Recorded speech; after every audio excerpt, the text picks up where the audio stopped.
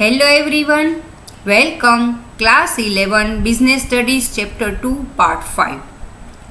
Part 3 और 4 में हमने पार्टनरशिप का कॉन्सेप्ट डिस्कस किया. सो इन दिस सेशन इस पार्ट में हम डिस्कस करेंगे कोऑपरेटिव सोसाइटी, उसका meaning, features, merits and demerits. Cooperative organization is a society which has its objectives for the promotion of economic interest of its members in accordance with cooperative principle. ये definition the Indian cooperative act 1912 में दी गई है. तो सबसे पहले हम ये समझते हैं कि why we need cooperative society, इसकी ज़रूरत क्या है. तो बड़े बड़े बिजनेसमैन, बड़े बड़े प्रोड्यूसर्स जब मार्केट में होते हैं तब सभी तरह का रॉ मटेरियल्स और सप्लाई उसके ऊपर, मतलब हमारी इकोनॉमी पर उसका कमांड रहता है, जबकि स्मॉल प्रोड्यूसर, स्मॉल ट्रेडर्स को इसके बेनिफिट्स नहीं मिलते. तो इस प्रॉब्लम को दूर करने के लिए कोऑपरेटिव सोसाइटी की शुरुआत हुई थी, जहाँ पे कई पर्सन्स साथ मिलकर मेंबर्स के वेलफेयर का एम लेकर एक सोसाइटी बनाते हैं और उसके रिगार्डिंग एक्टिविटीज करते हैं. A voluntary association of persons who have joined for the promotion of economic interest of its members is known as cooperative society. तो इसको हम डिटेल में समझते हैं. इसके मेन 4 पॉइंट्स है. पहला है वर्किंग टुगेदर, मतलब यहाँ पे जो लोग हैं, यहाँ पे जो मेंबर्स है, वो सब साथ मिलकर काम करते हैं. दूसरा है कॉमन पर्पस, मतलब सभी का पर्पस कॉमन है. इस बात को हम अलग तरीके से समझते हैं. देखिए, अगर कोई बड़ी सी कंपनी है तो उसके बोर्ड ऑफ डायरेक्टर्स, उसके ओनर का पर्पस अलग है, मतलब प्रॉफिट कमाना है, और उसके एम्प्लॉय का पर्पस अलग है, उसको अपनी सैलरी, अपने इंसेंटिव से मतलब है. तो यहाँ पे जो एक्टिविटीज़ होती है, उस दोनों एक्टिविटी में दोनों पार्टीज के पर्पस अलग होते हैं. पर कोऑपरेटिव सोसाइटी में जो मेंबर्स है उन सभी का पर्पस कॉमन होता है, यानी कि एक होता है. उसके बाद है वॉलंटरी एसोसिएशन. यहाँ कोई फोर्सफुली ज्वाइन नहीं होते, सब लोग अपनी मर्जी से ज्वाइन होकर एक एसोसिएशन बनाते हैं. उसके बाद है वेलफेयर मोटिव.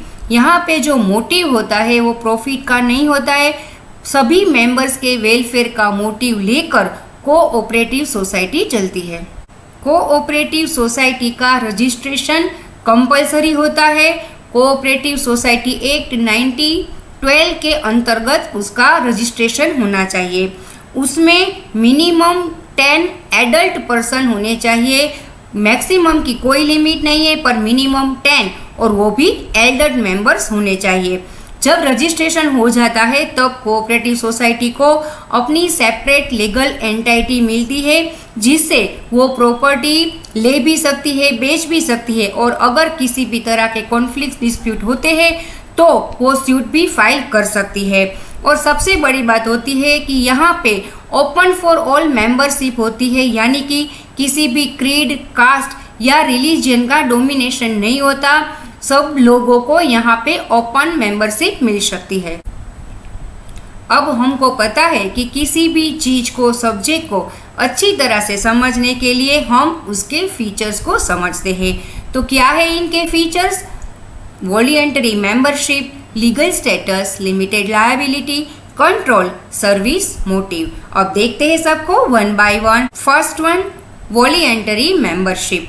कोऑपरेटिव सोसाइटी में जो लोग मेंबर बनते हैं उनकी मेंबरशिप वॉलंटरी होती है, यानी कि सब मेंबर अपनी मर्जी से सोसाइटी में मेंबर बनते हैं, और अगर वो छोड़ना चाहे तो नोटिस देकर सोसाइटी को कभी भी छोड़ सकते हैं. कोई भी तरह का कंपल्सन उसमें नहीं होता. और सबसे बड़ी बात यह है कि किसी भी रिलीजन, कास्ट या क्रीड का यहाँ पे डोमिनेशन भी नहीं होता. और यहाँ पे membership irrespective of religion, caste, creed से मिलती है, मतलब कोई भी कास्ट, क्रीड या रिलीजन को ध्यान में नहीं लिया जाता. Second one, legal status. अब हमको ये तो पता है कि किसी भी फॉर्म का रजिस्ट्रेशन होते ही उसको अपना एक लीगल स्टेटस, यानी कि लीगल एंटिटी मिल जाती है, जिससे कोई भी सोसाइटी किसी भी तरह की प्रॉपर्टी को बाय और सेल कर सकती है और किसी भी तरह के डिस्प्यूट्स में थर्ड पार्टी के अगेंस्ट या किसी भी अगेंस्ट केस भी फाइल कर सकती है। Next, limited liability. यहाँ पे जो मेंबर्स अपनी तरफ से कैपिटल इंट्रोड्यूस करते हैं उनके रिगार्डिंग ही उसकी लायबिलिटी होती है। यानी कि अगर किसी भी सिचुएशन में कोऑपरेटिव सोसाइटी में लॉस होता है तो मेंबर्स सिर्फ अपनी कैपिटल के रिलेटेड ही रिस्क में होते हैं, उसको अपनी पर्सनल प्रॉपर्टी में से या पर्सनल जेब में से कुछ देना नहीं पड़ता, मतलब लायबिलिटी लिमिटेड होती है। कंट्रोल, यहाँ पे जो सोसाइटी होती है उसका डेमोक्रेटिक कैरेक्टर होता है, यानी कि मैनेजिंग कमिटी को चूज करने के लिए सभी मेंबर्स को वोटिंग का राइट मिलता है और उनके द्वारा चूज की गई कमिटी ही सब डिसीजंस लेती है, यानी कि सब कंट्रोल करती है। Next, service motive. कोई भी कोऑपरेटिव सोसाइटी का मेन मोटिव मेंबर्स का वेलफेयर होता है और उसका बेसिक पर्पस अपने मेंबर्स का सर्व करना होता है। और यहाँ ये बात भी इम्पोर्टेंट है कि अगर ये सब एक्टिविटी के दौरान कुछ भी प्रॉफिट होता है तो जो भी सोसाइटी के लॉज में मेंशन किया गया हो उसके आधार पर सभी मेंबर्स को डिविडेंड दिया जाएगा। अब देखते हैं merits of cooperative society. Stable existence, equality in voting rights, limited liabilities, economy in operation, ease of formation, support from government. अब देखते हैं सबको one by one. First one, stable existence. Sole proprietorship में हमने डिस्कस किया था कि अगर प्रोप्राइटर का डेथ, इंसॉल्वेंसी या इंसैनिटी जैसी कोई भी सिचुएशन, कोई भी रीज़न आ जाए तो बिजनेस को क्लोजर की तरफ बढ़ना पड़ता है, मतलब उसका एग्जिस्टेंस खतरे में आ जाता है। पर यहाँ पे ज़्यादा मेंबर से, इसीलिए कोई भी मेंबर्स की डेथ, इंसॉल्वेंसी या इंसैनिटी जैसे रीजन से फर्म के कोऑपरेटिव सोसाइटी के एग्जिस्टेंस पर कोई आंच नहीं आती। अब next, equality in voting rights. Cooperative society में वन मैन वन वोट का प्रिंसिपल होता है, यानी कि सभी मेंबर्स को वोटिंग का इक्वल राइट मिलता है। इररिस्पेक्टिव ऑफ कैपिटल कंट्रीब्यूशन सबको वोटिंग राइट मिलता है। Next, limited liability. फीचर्स में भी हमने देखा था कि सभी मेंबर्स की लायबिलिटी लिमिटेड होती है, यानी कि अपना अपना जो कैपिटल कंट्रीब्यूशन होता है उसके एक्सटेंट ही होती है, उसके ज़्यादा उसको सोसाइटी के डेब्ट्स के लिए किसी भी तरह का पेमेंट नहीं करना पड़ता। Next, economy in operation. कोई भी कोऑपरेटिव सोसाइटी का बेसिक पर्पस अपने मेंबर्स का वेलफेयर ही होता है, तो इसके लिए वो मिडलमैन का एलिमिनेशन करके कॉस्ट रिडक्शन करती है, जिससे अपने मेंबर्स को ज़्यादा से ज़्यादा बेनिफिट दे सके और सोसाइटी खुद ही अपने मेंबर्स के लिए कस्टमर बन जाती है, जिससे बैड डेप्ट का रिस्क भी कम हो जाता है। अगला है ईज ऑफ फॉर्मेशन। कोई भी एडल्ट मिनिमम 10 मेंबर्स मिलके कोई भी कोऑपरेटिव सोसाइटी का फॉर्मेशन कर सकते हैं। इसके लिए ज़्यादा कोई लीगल फॉर्मेलिटीज़ की ज़रूरत नहीं होती, सिर्फ और सिर्फ रजिस्ट्रेशन की प्रोसीजर को फॉलो करना होता है। Next, support from government. कोई भी कोऑपरेटिव सोसाइटी को गवर्नमेंट की तरफ से भी बहुत सारा सपोर्ट मिलता है।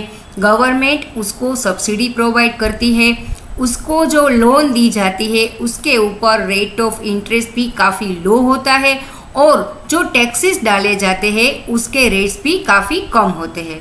अब सिक्के की दूसरी बाजू देखते हैं, यानी कि मेरिट्स के बाद demerits, limitations of cooperative society.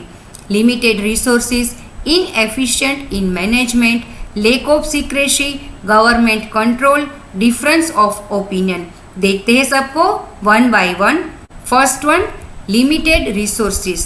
Cooperative society के मेंबर द्वारा जो भी कैपिटल कंट्रीब्यूट की जाती है वही बेस रिसोर्स बनता है, यानी कि रिसोर्सेज की लिमिटेशंस रहती है।